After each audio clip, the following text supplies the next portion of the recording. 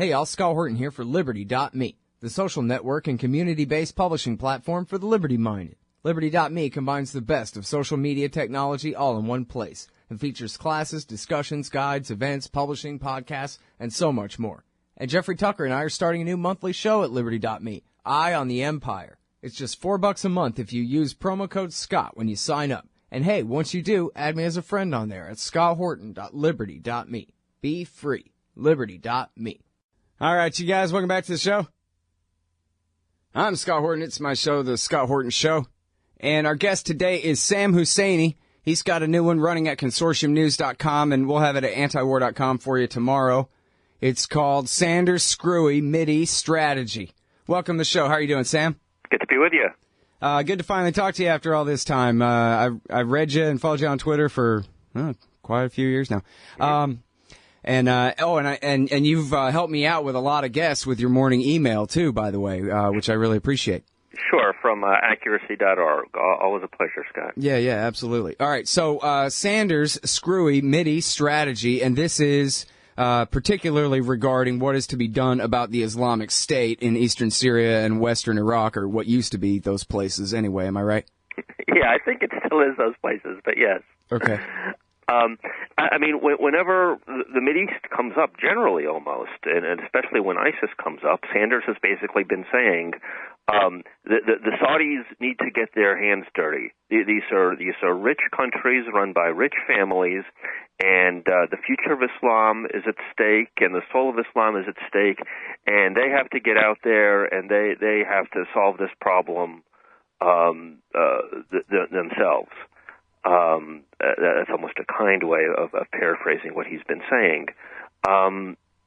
What's wrong with this is that he's basically calling for more Saudi intervention in the region. Saudi Arabia is right now bombing Yemen. It is, devastating that country that borders it.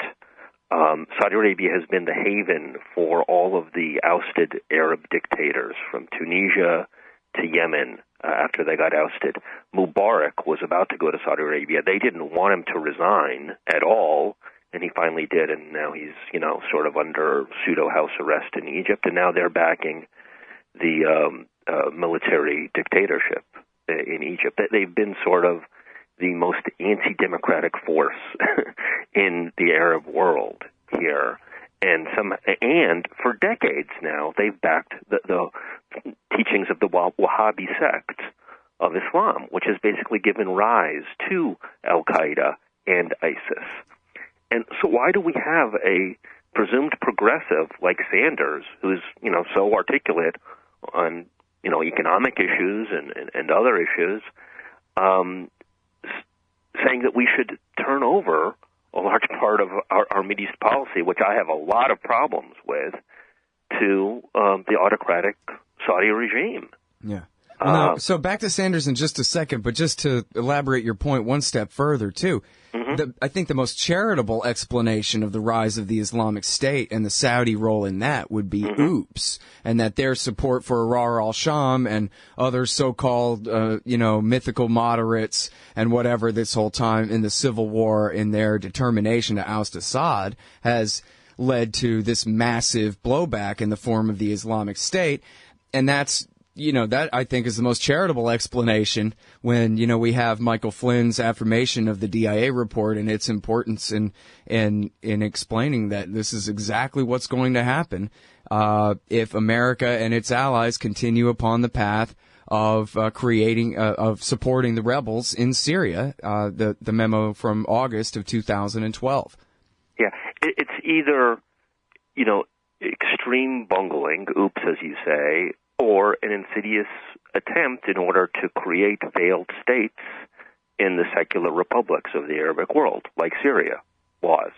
And to create an Islamic State in its place, in fact. To either create an Islamic State in its place or a failed state chaos, which I think, it might be, serviceable to some players in the region and outside the region as well. And so you have this proxy war. And But now, so Sanders is saying the Saudi ought to send their American-trained and armed army to go and fight the Islamic State that the U.S. and Saudi at least accidentally created. Yes, yes, and he tacitly concedes that our interventions in the Middle East helped create ISIS. It's kind of a bizarre thing because he's willing to admit that much. But then his response is that we shouldn't do this. Why should our boys from Vermont go over there to fight? Why should we bankroll this? Let the Saudis bankroll it. Let the Saudis man it. And in effect, he doesn't say this explicitly, we'll give diplomatic cover, maybe air cover, and so on and so forth. So it's sort of like trying to work out a scheme whereby we can continue the war machine without as much money and without any U.S. blood, sort of let them kill each other kind of thing. I'm sure you saw the Sony hack email where, the head of Sony actually said, let them all kill each other. That was his analysis of the Middle East, and this is sort of being echoed, in a sense, by Sanders here. And, part of what's insidious about this is that Sanders is now the most prominent progressive on the national stage. So if people want to give kudos to his campaign for raising issues of income inequality and so on, whether he wins or loses, he's putting those issues on the agenda. Well, I think he's also doing damage here. He's been scant in his foreign policy pronouncements, and this is the foreign policy pronouncement that he has been most passionate about. He's not out there really railing about even the military budget, even from a finance point of view. He's not railing about this, and he certainly isn't, being Martin Luther King and being talking about the madness of militarism, and he's certainly not being Jeremy Corbyn. If you follow what Jeremy Corbyn, who's fighting for the leadership of the Labour Party in Britain right now, he's really going after the Saudis and British arming of the Saudis, which is tiny compared to the U.S. arming of the Saudis. Yeah. Well, and I mean, underlying all of this is he has to know better than this. I mean, you don't have to, they call it calculus or whatever, but this is basic arithmetic here. The Saudis invade Iraqi Sunnistan, and then what do the Iranians do? Right? I mean, there's nothing complicated, even, pre-algebra here. This is basic math. You're talking about making the war worse.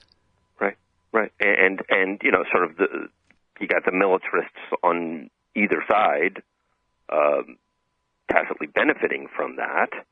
Are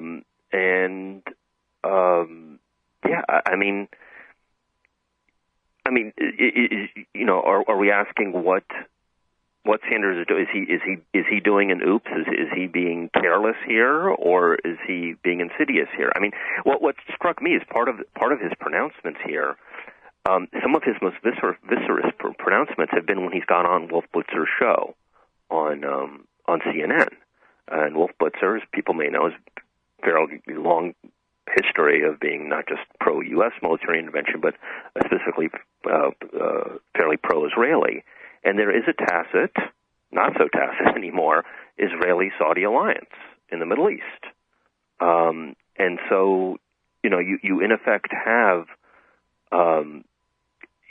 Sanders using a platform in the U.S. media that is quite pro-Israeli to push this line as a progressive line, that this is what progressive should call for. This is very destructive in terms of what our movement thinking is going to be regarding the Middle East and what a possible meaningful dialogue can be between people in the United States and people in the Arab and Muslim worlds. Yeah. That the Saudis should run the show? Hell no. Sanders is saying that the Saudis need to go out there and get their hands dirty. I'm saying the Saudis' hands are plenty dirty as it is. Yeah, absolutely. Let's stop and have been. All right, now, so I got a bunch more for you with Sam Husseini on the other side of this break, y'all, so stay tuned. He's at the Institute for Public Accuracy, and you can find this article at consortiumnews.com, Sanders Screwy Mideast Strategy. More in a minute. Hey, y'all, Scott Horton here. It's always safe to say that one should keep at least some of your savings in precious metals as a hedge against inflation. And if this economy ever does heat back up and the banks start expanding credit, rising prices could make metals a very profitable bet. Since 1977, Robertson Roberts Brokerage Inc. has been helping people buy and sell gold, silver, platinum, and palladium, and they do it well. They're fast, reliable, and trusted for more than 35 years. And they take Bitcoin. Call Robertson Roberts at 1-800-874-9760 or stop by rrbi.co. All right, you guys, welcome back. It's my show, Scott Horton Show. I'm here live on the Liberty Radio Network from noon to 2 Eastern Time, 11 to 1 Texas Time, libertyradionetwork.com, etc.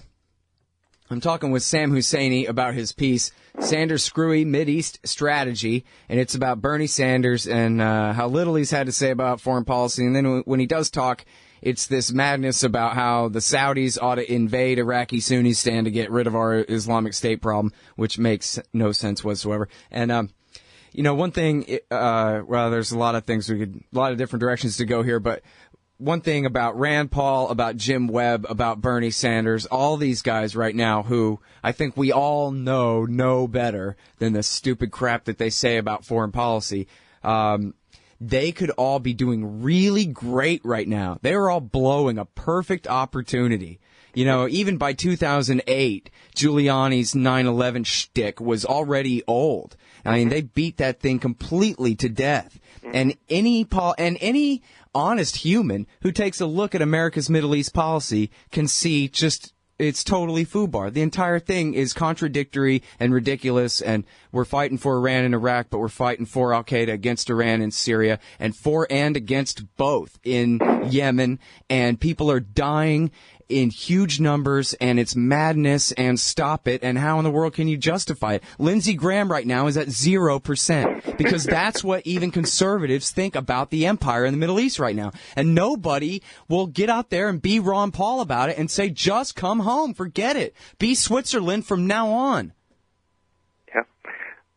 Just blowing the opportunity. I mean, Jim Webb, Bernie Sanders, any of these guys, if they would come out screaming and yelling about it and fight about the empire right now, they could, I don't know if they could win over power, but they could win, millions of supporters among the population and win over more and more people to peace anyway. Right. And I think part of it is, a feeling about and a knowledge about how deranged U.S. foreign policy has been, and part of it is just simply looking for authenticity. So people are now gravitating, largely in desperation to Trump, simply because he seems like he's somebody who's, at least saying what he thinks, however twisted that might be. Right. I think, the question in my mind is to what extent are they blowing it, or do they calculate that if they were to do that, and even if it would resonate among the public, that they'll get pounded by the dominant corporate media? Whatever, they're all going to lose anyway. So what? Well, yeah. Well, will they lose, or will they get? This is I totally agree with you. I think you're right, and I would one up you in that. If we want to look at electoral strategies, going forward here. There's a lot of commonalities between the so-called left and the so-called right. Sure. And I set up a webpage a couple of election cycles ago that I tried to take a crack at. I don't know if we've ever talked about this, Scott. Votepact.org, which encourages people to team up. The thing that keeps, disenchanted Republicans in shackles is saying, I got to vote for the Republican because I can't stand the Democrat, and Democrats in shackles, I can't stand the Republican, I got to vote for the Democrat. So pair up and siphon votes from each of the establishment candidates in twos, in pairs, to an authentic, independent run that is based on reasonable principles of foreign policy, of restoring constitutional rights, and so on and so forth. I think that there's a real opening for that going forward, in the general election. But I wonder if if candidates are concerned that if they were to articulate that kind of thing, that they would they wouldn't just lose the election; they'd get drummed out of public life. It would just be nonstop ridicule. No, I don't think so. Yeah. I think that those fear. I mean, basically, it's like this: they gotta appease power, and so the masses of votes don't mean nothing if you can't afford to advertise to them anyway. Yeah, and I mean, there is a substantial opening here. I mean, it's restricted in many ways, but you have the internet, you have independent media, you know, and you have the possibility of fundraising. Like you said, Ron Paul. I had some disagreements with Ron Paul, but I thought on a lot of foreign policy stuff, on a lot of the surveillance state and constitutional stuff, as well as trade. I mean, there's a lot of issues of agreement between left and right. He was great, and he was able to raise money. Yeah. You know, he was able to raise millions of dollars in money bombs and stuff like that, which Rand Paul hasn't been able to do nearly as effectively so far. And I think in part it's exactly what you're saying, that he has not really taken the positions, and he certainly hasn't been articulate about it in terms of stop the empire, restore constitutional rights, and so on. Yeah. All right, now, so what has Bernie Sanders had to say? I mean, he's been in the Senate a long time, and I admit I just haven't watched him that much. He's just another Democratic senator to me, but Right. Can you tell us what's his record on, the rest of Afghanistan, Pakistan, Somalia, Libya, Syria interventions? Sure. I know he was against Iraq in 2003. He voted against Iraq in 2003. He was for the Kosovo bombing in 1999, and one of his main staffers resigned as a result of that and put out a letter attacking it. People can find that on the web. He was against the Libya bombing by Obama and NATO, and he did back the original invasion of Afghanistan. And he hasn't, he's sort of hemmed and hawed about it. Bush, didn't do it right and so on, but he hasn't, sort of recanted that part of it. He's been on Afghanistan. Has he expressed any concern that we're still there and that he would like to go ahead and call this thing off now? Very much. I haven't seen that. I would sort of expect him to if asked, but I haven't seen that. No, you're right. I haven't seen him say that. All right, I'm sorry. Go ahead. He's been, he signed off on the standard thing backing Israel's bombing of Gaza last year, but he was the first senator to say that he wouldn't be there when Netanyahu addressed the Senate recently. I don't know if he ended up being the only senator, but he was the first one to say, I'm out of here. And he's endorsed the Iran deal, but is he really good on it? Do you know? On what? On the Iran deal, has he made a big issue out of he hasn't made a huge issue, but he's definitely for it. Yeah. I don't think that he's sort of challenged Hillary Clinton on the, Keystone Pipeline and a couple of other things. I don't think he's gone to the mat on the Iran deal as yet, but he's definitely expressed support for it. That's good on the pipeline. I mean, that thing is a private property destroying monster right there. That's crazy. That's right. That's Trumpism right there. So that's good that he's good on that. That's a big one too. That's not nothing. Yeah.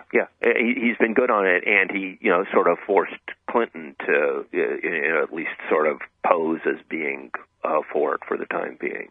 So, yeah. All right, and then, that's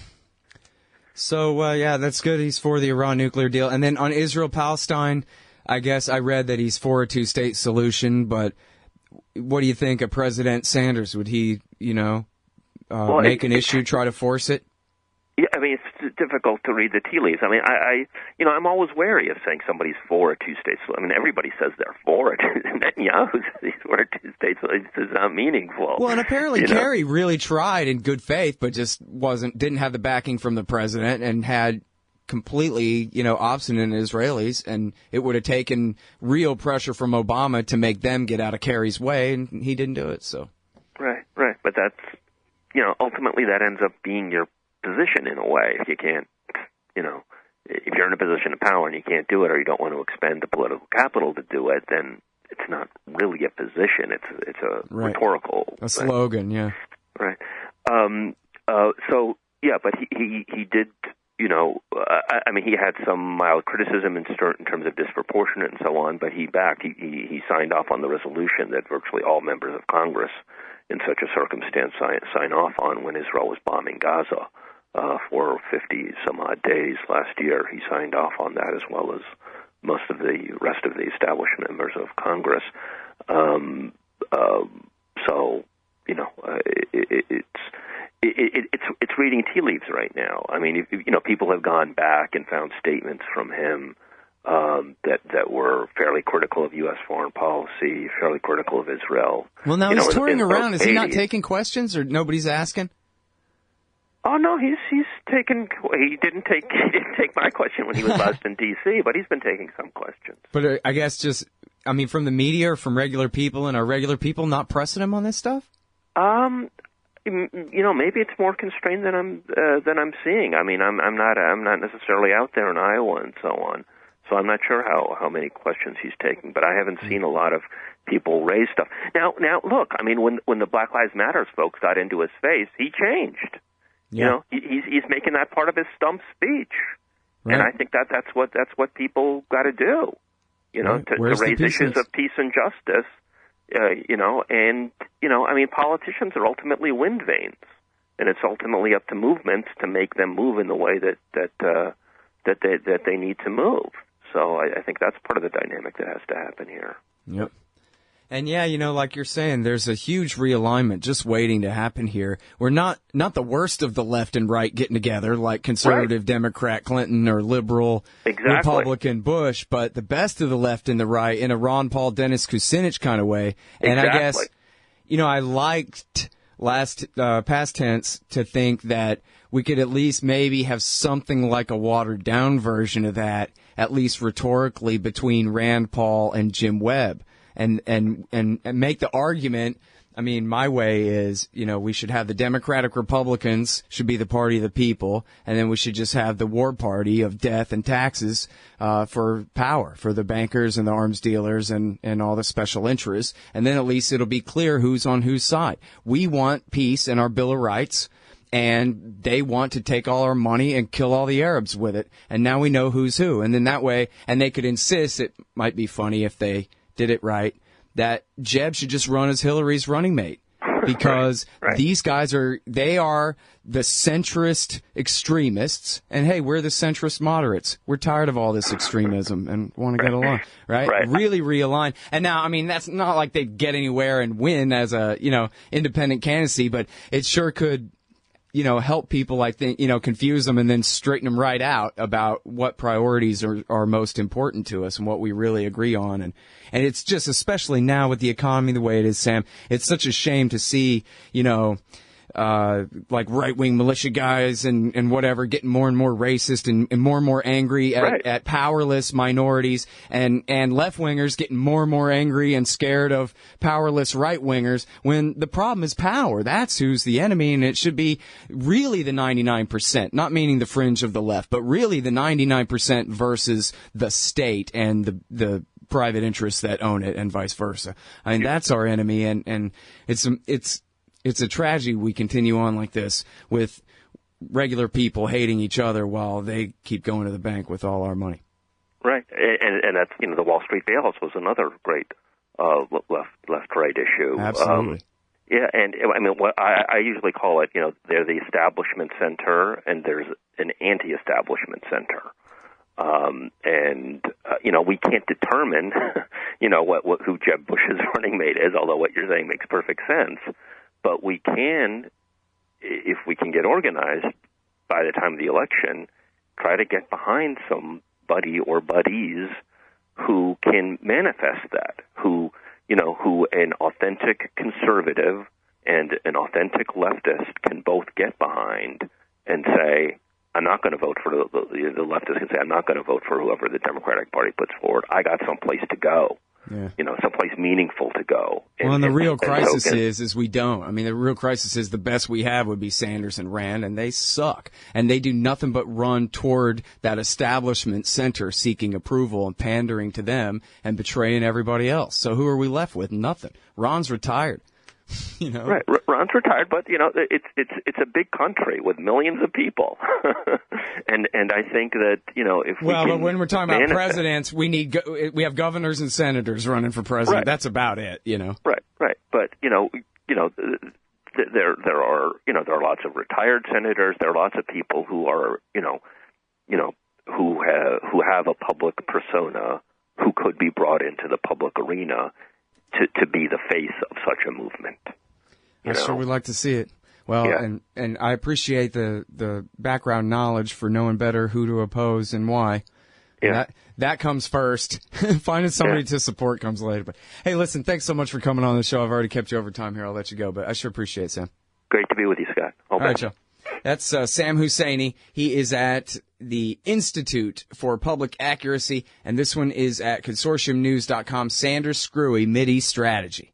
This part of the Scott Horton Show is sponsored by Audible.com. And right now, if you go to audibletrial.com/Scott Horton Show, you can get your first audiobook for free. Of course, I'm recommending Michael Swanson's book, The War State, The Cold War Origins of the Military-Industrial Complex and the Power Elite. Maybe you've already bought The War State in paperback, but you just can't find the time to read it. Well, now you can listen while you're out marching around.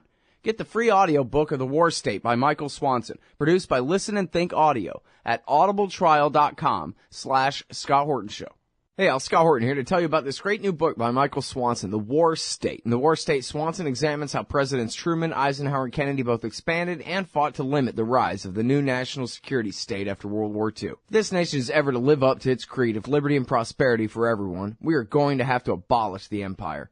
Know your enemy. Get The War State by Michael Swanson. It's available at your local bookstore or at Amazon.com in Kindle or in paperback. Just click the book in the right margin at scotthorton.org or thewarstate.com.